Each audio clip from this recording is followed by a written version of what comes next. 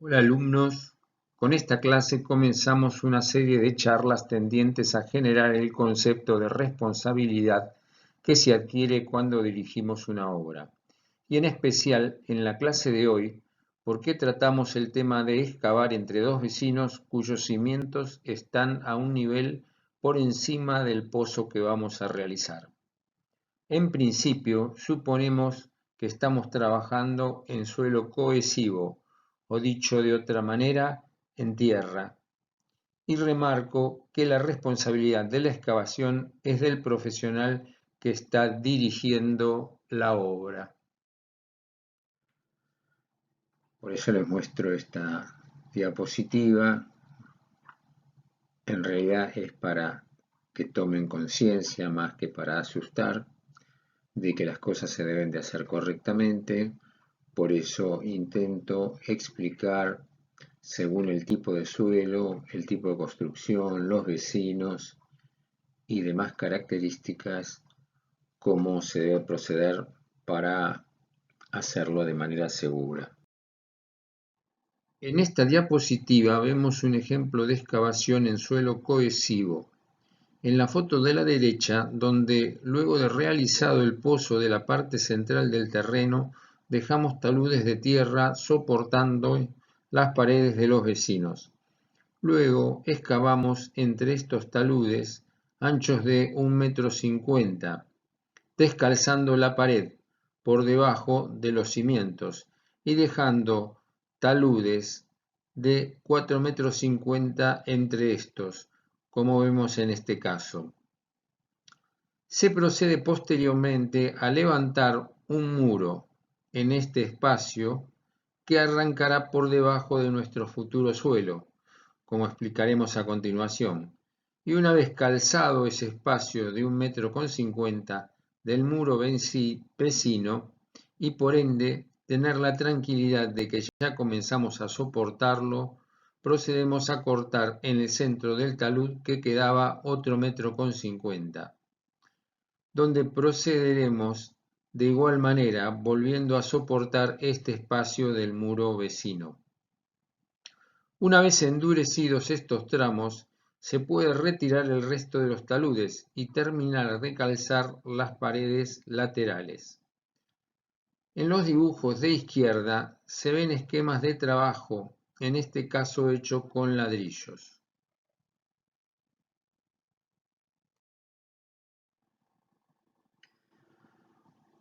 Cuando hacemos los procedimientos enunciados en la diapositiva anterior, tenemos que tener en cuenta que nuestra estructura de hormigón armado puede llegar, y generalmente es proyectada para llegar, hasta la medianera, marcada en este caso en línea roja, que si el muro fuera de 30 centímetros, será 15 centímetros dentro de este, lo que nos indica que nuestras bases de medianera y las columnas que arranque de estas deberán entrar por debajo de nuestro piso y del muro vecino esos 15 centímetros y subirán dentro de la pared para albergar nuestras columnas en lo alto de la construcción. Ahora vemos la finalización de esa sumuración hecha en la pared de la derecha con ladrillos y en la de la izquierda con hormigón, que es lo más apropiado, dado que el hormigón, si está correctamente dimensionado, nos permite soportar empujes laterales. Aquí la altura de la sumuración no es muy importante, por eso ha sido posible hacer con ladrillos en el proceso de obra la parte del fondo, pero luego hicimos la parte lateral con hormigón, que siempre es más segura. Este es otro procedimiento. Se han hecho troneras de un determinado ancho, en este caso aproximadamente 1,50 m, La que vemos ya lleva 2 etapas de trabajo y se excava hasta suelo resistente, se hace esa submuración en hormigón armado. Luego, una vez endurecido, se procede a agrandar la tronera hacia el costado, se corta otro 1,50 m y finalmente lo que falta es el tercer 1,50 m que estaría a la izquierda de los dos anteriores. Es un procedimiento no muy utilizado en Mar del Plata, pero es un procedimiento válido y seguro. Vemos que en los 1,50 m o aproximadamente esa medida que nos quedan están marcadas y ya excavadas en algunos casos las columnas que van hasta la medianera y que vienen desde el subsuelo, porque obviamente no tiene ningún sentido hacer un corte posteriormente al calzado de la pared. Por eso esto requiere también un esquema de diseño estructural para tener definidos ya cómo van a ser cortadas las paredes. Aquí vemos otra foto de la misma tronera que llega hasta el fondo del terreno y en el caso de una base va a tener que llegar por debajo del piso terminado. Vemos también que ya se hicieron 2 simulaciones. La diferencia de color del hormigón nos lo muestra. La de la izquierda está más blanca, o sea, está más seca. La de la derecha es posterior y es un poco más angosta porque a continuación de esta, como vimos en la diapositiva anterior, entraba una columna y va a tener menor profundidad y menor calzado la pared que estamos submurando. Aquí vemos otra submuración realizada entre dos muros vecinos. En este caso la visitamos con los alumnos como un apéndice de esta materia electiva. Ahí vemos al ensayista de suelos que nos dio explicaciones muy interesantes porque tenía muchos años de experiencia en el tema, sobre todo en el suelo marplatense, y vemos que la submuración está siendo hecha con hormigón armado. A la derecha vemos que se está soportando el encofrado de la submuración. Este es un esquema general de la obra. Los alumnos estaban sobre la parte izquierda y ya estaba todo preparado y se estaban haciendo los primeros cortes. Aquí vemos un corte y tal vez les llame la atención del color del suelo. Sucede que este suelo tenía una composición de arcilla y limo más arena. Corríamos el riesgo de que ante lluvias muy fuertes, como suelen suceder en la ciudad de Mar del Plata, se lavaran estos taludes y quedara descalzada la pared con un riesgo enorme para la construcción vecina. Por lo tanto, se los gunitaron con cemento y se protegió de la lluvia, al menos por el periodo de la submuración.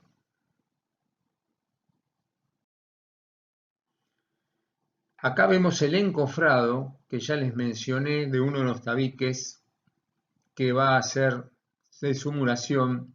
Tal vez parezca exagerado la cantidad de puntales, pero la presión que ejerce el hormigón una vez cargado es muy fuerte porque tiene una alta densidad y la fuerza de empuje de un material todavía líquido es muy fuerte y a veces nos destruye los encofrados. Bueno, también vemos que se colocan algunos puntales provisorios hasta la finalización de la submuración, que en este caso no son demasiado importantes porque solo se bajaba un nivel. Hay casos en donde se bajan muchos más niveles, no tanto en nuestra ciudad, que nos encontramos con napas de agua, sino en la ciudad de Buenos Aires, donde hay que proveer estructuras especiales para que no haya empujes de los vecinos. En esta diapositiva yo muestro lo que no hay que hacer, es decir, hacer cortes tan grandes como los que encontré en esta obra, donde se descalzó espacios importantes de los vecinos y se pone en riesgo la construcción. Felizmente no ha sucedido nada. Acá vemos una submuración en piedra. Se procede a realizar bases sobre los macizos de piedra y de ahí arrancar con las columnas.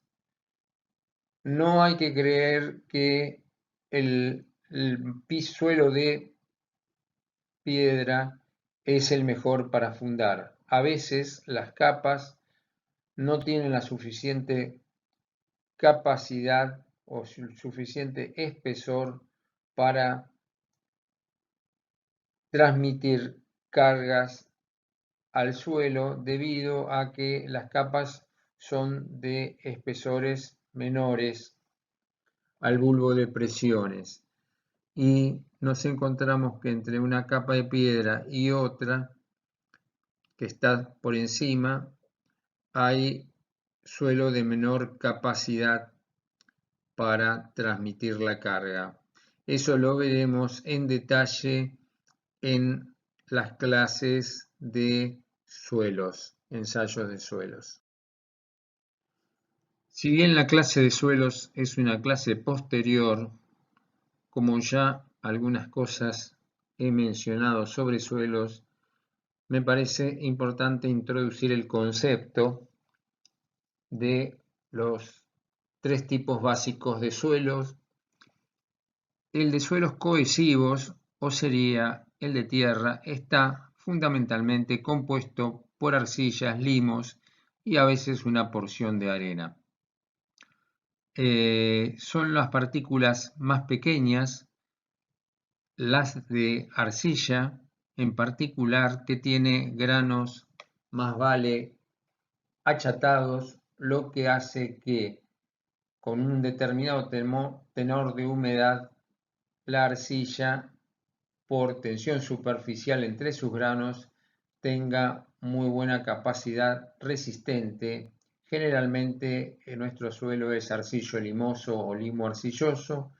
Las partículas de limo son diferentes, son más vale redondas y con determinada cantidad de humedad, y especialmente si están mezcladas con arcilla, tienen capacidad resistente. Estos se denominan suelos cohesivos porque dentro de determinados márgenes son suelos de tierra dura con posibilidades de tomar cargas. Si la humedad es excesiva, se transforman en barro, y si no lo fuera, si fueran muy duros, se transforman en lo que se denomina tosca. Luego veremos en los análisis de suelos, en la clase correspondiente, cuáles son los límites donde estos suelos y mezclas entre arcilla y limo pasan de suelo cohesivo a barro, digamos, o en el otro límite a tosca. La arena es un suelo que no es para nada cohesivo, solo puede tomar tensiones de compresión si está correctamente confinada y compactada. Luego, de grano grueso sería la piedra, acá indicado como gravilla, que tiene características semejantes a la arena en cuanto al comportamiento no cohesivo. Se nos hace también importante, si bien esto es parte de ensayo de suelos que daremos más adelante, mostrar algunos esquemas de empujes según el tipo de suelo que estamos utilizando, para ver cómo resolvemos estos empujes en las diapositivas posteriores.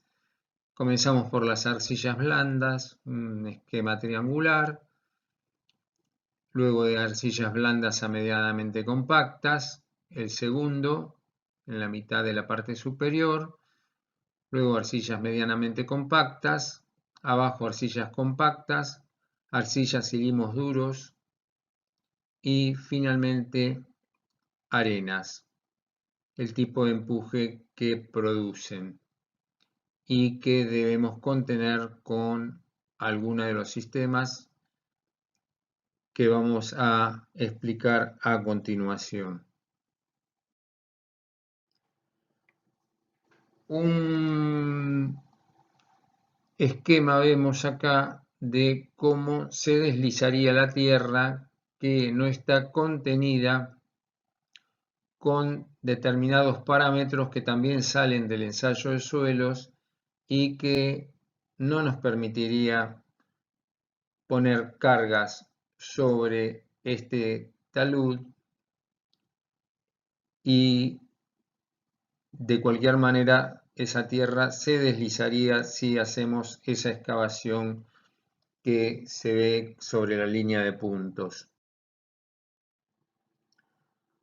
Bueno, tendríamos que poner elementos para contener el terreno natural, o si hubiera una edificación, hacer la sumuración, pero tener en cuenta si la sumuración es profunda, que habrá que soportarla de alguna manera, como se ve en esta diapositiva a la izquierda, que son elementos que van hasta el otro muro de nuestra excavación, o con algunos elementos que se denominan anclajes ocultos y que irían dentro del terreno que se ve a la derecha en la parte que no resbalaría.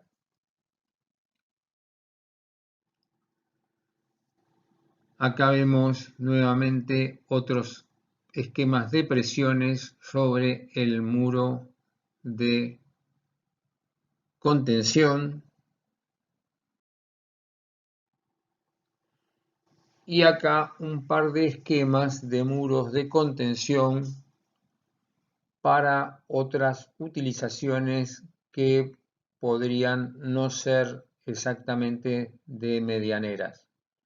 A la izquierda vemos el perfil de un muro que toma por gravedad, o sea, por peso, el empuje de ese sector de suelo que lo mandaría hacia la izquierda, y a la derecha vemos un muro liviano de hormigón armado de manera de que puede tomar esa flexión y que además tiene un espolón a la derecha de anclaje destinado a oponerse al deslizamiento, que en muchos casos, cuando se hacen este tipo de tablestacados, es más importante el deslizamiento del suelo, sobre todo si es barroso o de arena, que la flexión que le produce ese empuje. Acá vemos otros diagramas que empujarían, en este caso de izquierda a derecha, un par de subsuelos ubicados a menos 350 y menos 7 metros y que deberán ser soportados por la estructura del edificio y durante la simulación por alguna estructura que luego probablemente se rompa. Acá es un esquema constructivo de algo que vimos al comienzo, que está ubicado sobre un lateral de una obra y que se hace para mostrar que esos muros laterales van a ser tomados de anclajes ocultos detrás de la pared, o sea, sobre el vecino.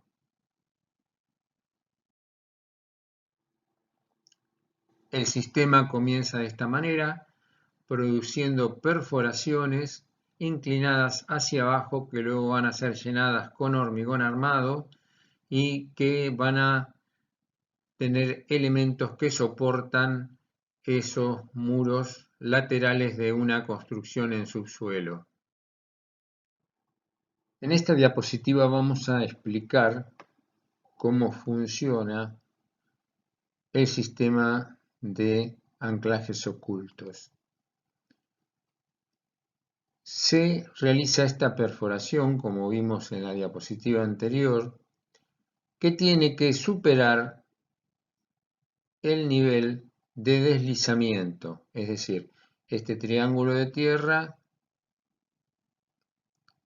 no está suficientemente compactado, no tiene la capacidad necesaria para permitir que el muro no se vaya, entonces debemos introducirnos en este sector que está a la derecha y continuar todo nuestro anclaje oculto la cantidad de metros que sea necesaria en función de la zona que esta perforación que vemos a la derecha pueda tomarse de esta cantidad de suelo. Se coloca la armadura hasta este punto, que se realiza un cálculo para saber hasta dónde es, y se coloca la armadura, que veremos en una diapositiva posterior, y luego se llena.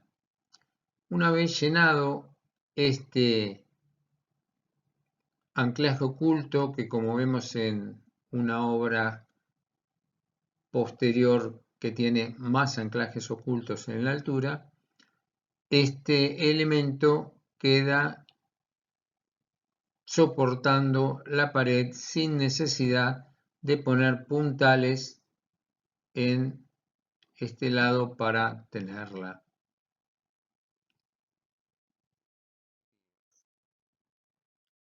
Hacemos una perforación con estas máquinas hasta la profundidad que se necesita.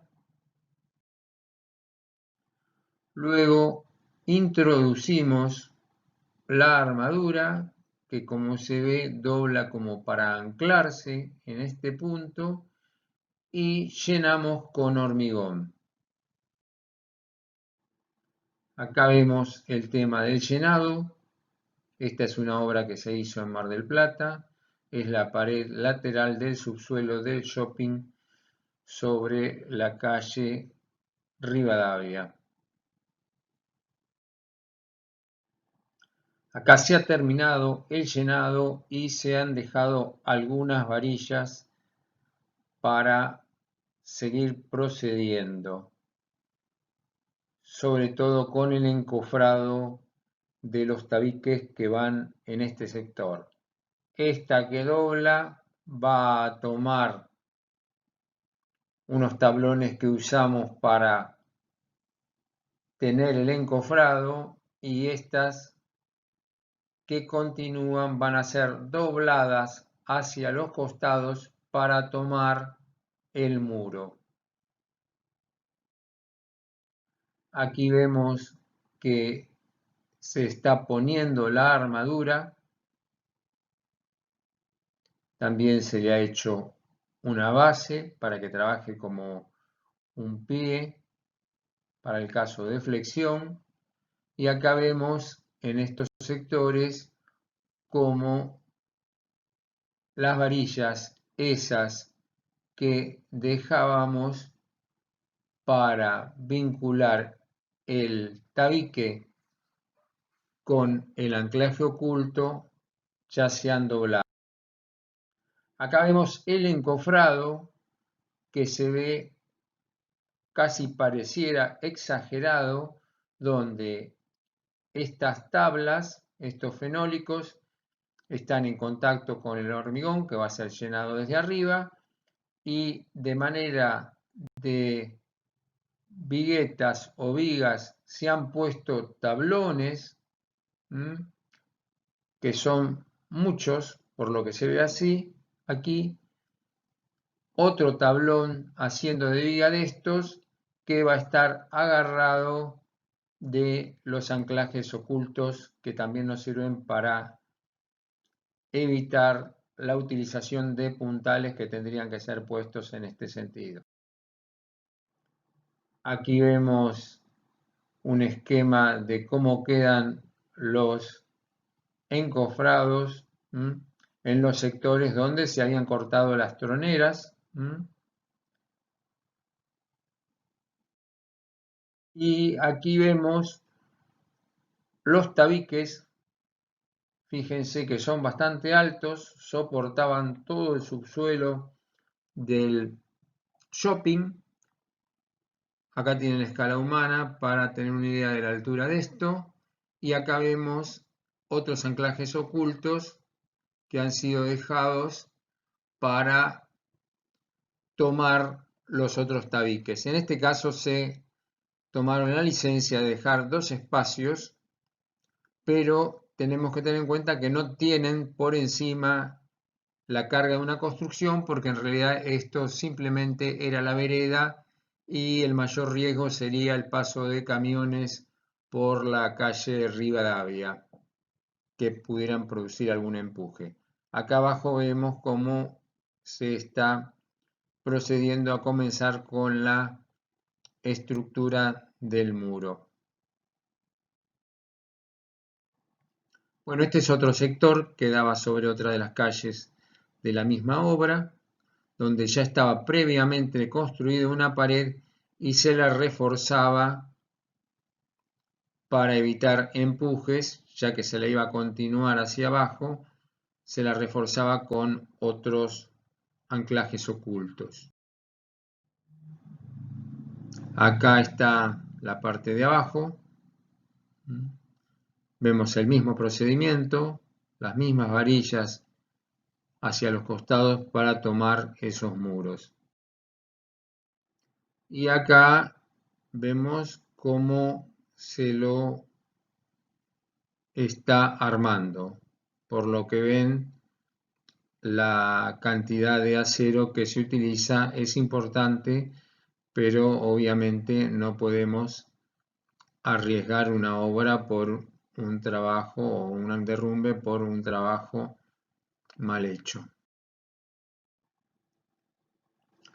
Cuando excavamos nos encontramos con que una de las inconvenientes que tenemos es el agua que empieza a drenar desde los bolsones o la napa. Entonces, una de las soluciones es llevar toda la excavación a un nivel inferior y poner una bomba de donde se succionará el agua que se acumula y se le envía a la calle. Este es otro de los sistemas para bajar el nivel de la napa. Se considera que este sería el nivel de la napa. Cuando se hace una excavación que está cercana o por debajo de esta, lo que se hace es poner bombas para chupar el agua y bajar la presión de esta napa a este nivel mientras se hace la obra.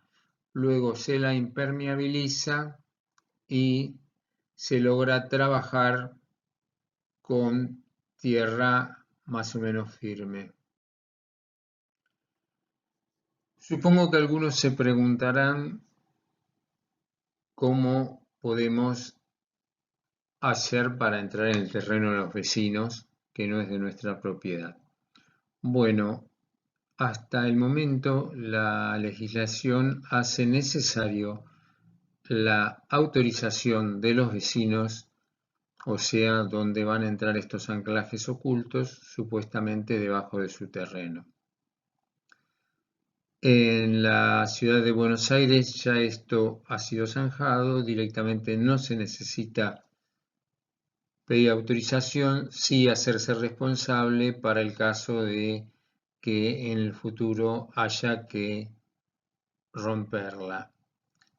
En los casos de las restantes ciudades, si todavía no se ha legislado algo, se debe firmar una carta de consentimiento del vecino, probablemente pagar por la situación de utilizar como anclaje lo que está debajo de la construcción, y en muchos casos también se ha exigido que la construcción esta, o sea el anclaje oculto, sea retirado después de terminada la obra, es decir, cuando esos tabiques sean soportados por empujes internos que darían los elementos constructivos que luego nosotros materializamos. Es decir, si vamos a poner una losa acá, ya no es necesario tomar con este anclaje a partir del terreno del vecino.